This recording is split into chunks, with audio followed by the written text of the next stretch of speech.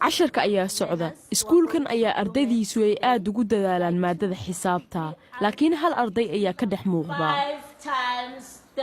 la kulan Shibale Zaweyn wuxuu caan ku yahay xirfadiisa xisaabta waana 10 jir.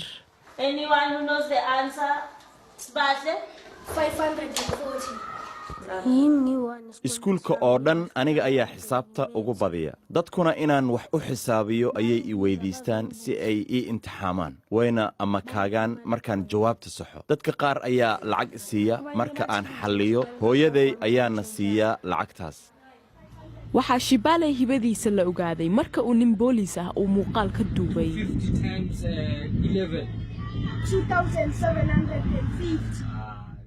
2750 inkastoo hooyadiis aysan ka caawin karin casharadiisa haddana waxay tahay taageerihiisa ugu weyn waxay tiri wuxuu leeyahay diilooyin waaweyn waxaan rajaynayaa inay u wada rumoowaan wuxuuna jecel yahay inuu xalliyo caqabad kasta marka waan imtixaanay Shibale 78 ku dhufo 550 42,900,000 wow sidee maskaxdaadu u keentay jawaabta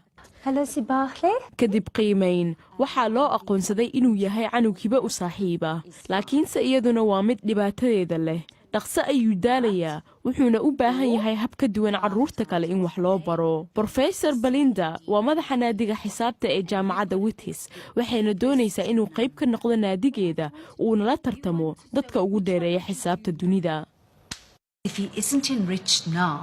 Belinda waxay tiri haddii aan hadda la kobcin maskaxdiisa wuxuu iska noqon doonaa sidii ilmaha kale oo kaliya oo muqarrarka waxa ku yaala uun bartaa hadda Shibale waxa uu ku biiray barnaamijka carruurta hibada leh wuxuuna fursad u haystaa mustaqbal wacan